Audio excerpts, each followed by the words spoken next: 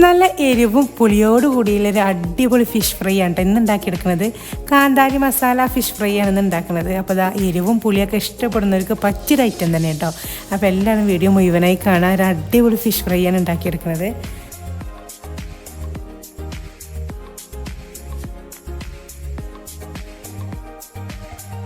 അപ്പോൾ അതാ ഞാൻ ഇവിടെ എടുത്തിട്ടുള്ള ഫിഷ് മുള്ളനാട്ടോ. അപ്പോൾ ഏതൊരു ഫിഷ് വെച്ചിട്ടും നമുക്കിത് ഫ്രൈ ആക്കി എടുക്കാം കേട്ടോ.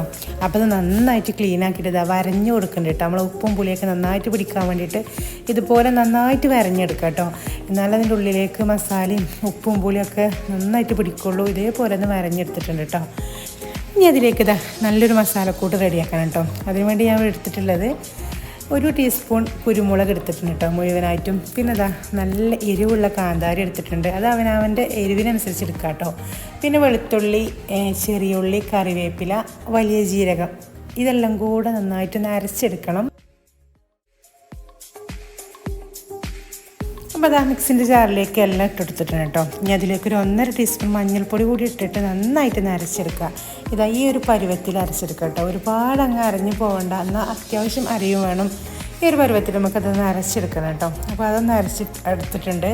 ഇനി അതിലേക്ക് ചേർത്ത് കൊടുക്കണം 2 നാരങ്ങയുടെ നീരാണ് കേട്ടോ ചേർത്ത് കൊടുക്കുന്നത്. അപ്പോൾ 2 തന്നെ എടുക്കുക കേട്ടോ, എന്നാലേ കറക്റ്റ് പുളിയൊക്കെ കിട്ടുള്ളൂ കേട്ടോ. അപ്പോൾ 2 നാരങ്ങ നീര് ഇതിലേക്ക് ചേർത്ത് കൊടുക്കുന്നുണ്ട്. ഇനി നമുക്ക് പാകത്തിന് ഉപ്പും ചേർത്തിട്ട് നന്നായിട്ട് മിക്സ് ആക്കി എടുക്കണം. അപ്പോൾ ഇതാ ഉപ്പും നാരങ്ങ നീരും അതുപോലെ എല്ലാം മിക്സ് ആക്കി എടുത്തിട്ടുണ്ട് കേട്ടോ. ഇനി നമ്മളെ ഫിഷിലേക്ക് ഇത് നന്നായിട്ട് തേച്ച് പിടിപ്പിക്കണം കേട്ടോ. അപ്പോൾ ആ വരഞ്ഞ ആ ഒരു ഇതിലും അതുപോലെ ഉള്ളിലും ഒക്കെ ഫില്ലാക്കിയിട്ട് നന്നായിട്ടൊന്ന് തേച്ച് പിടിപ്പിക്കാം കേട്ടോ. നമുക്ക് കൈ വെച്ചിട്ട് തന്നെ നന്നായിട്ടൊന്ന് തേച്ച് പിടിപ്പിക്കണം.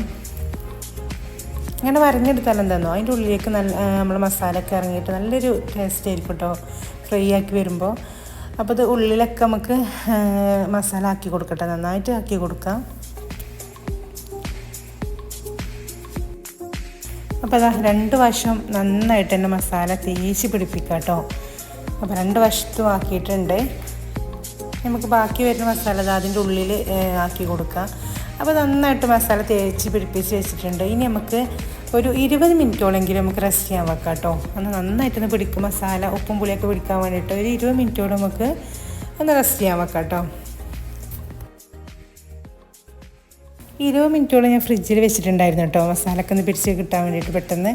ഇനി നമുക്കൊന്ന് ഫ്രൈ ആക്കി എടുക്കാം കേട്ടോ. എണ്ണയ്ക്ക് ചൂടായി വന്നിട്ടുണ്ട്. ഇനി നമുക്കൊന്ന് ഫിഷ് ഒന്ന് പെട്ടെന്ന് തന്നെ ഫ്രൈ ആക്കി എടുക്കാം.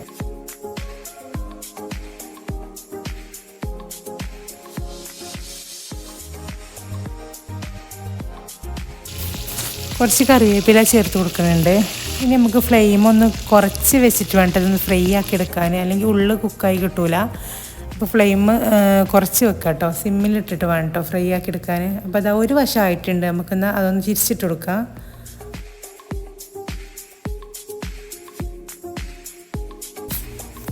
ഇതൊന്ന് മറിച്ച് ഇട്ടെടുത്തിട്ടുണ്ട്. അപ്പോൾ ഇനി ഒരു 3 മിനിറ്റോളം ഒന്ന് മൂടി വെച്ചിട്ട് നമുക്കൊന്ന് കുക്കാക്കി എടുക്കാം കേട്ടോ, ഉള്ളൊന്ന് സോഫ്റ്റായിട്ട് വരാൻ വേണ്ടിയിട്ട് കേട്ടോ. അപ്പോൾ ഇതാ 2 വശം ആയിട്ടുണ്ട്. ഇനി നമുക്കിതൊന്ന് കോരിയെടുക്കാം കേട്ടോ. ഇതിങ്ങനെ ഫ്രൈ ആക്കുമ്പോൾ തന്നെ നല്ലൊരു പ്രത്യേക സ്മെല്ലാട്ടോ. സൂപ്പറാണ്, നല്ല അടിപൊളിയായിട്ടൊരു സ്മെല്ല് തന്നെ അടിപൊളിയാട്ടോ. അപ്പോൾ എരിവും പുളിയൊക്കെ ഇഷ്ടപ്പെടുന്നവർക്ക് നല്ല അടിപൊളി കാന്താരി മസാല ഫിഷ് ഫ്രൈ ഇവിടെ റെഡി ആയിട്ടുണ്ട്. അപ്പോൾ എല്ലാവരും ഉണ്ടാക്കി നോക്കി ഫീഡ്ബാക്ക് അറിയിക്കാം കേട്ടോ. നല്ല എരിവും പുളിയൊക്കെ ഉള്ള നല്ല അടിപൊളി കാന്താരി മസാല ഫിഷ് ഫ്രൈ ഇവിടെ റെഡി ആയിട്ടുണ്ട് കേട്ടോ.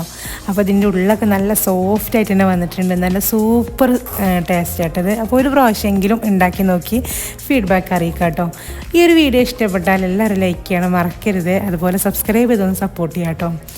നെക്സ്റ്റ് ഒരു അടിപൊളി വീഡിയോ ആയിട്ട് വരാം. അസ്സലാമു അലൈക്കും, നമസ്കാരം.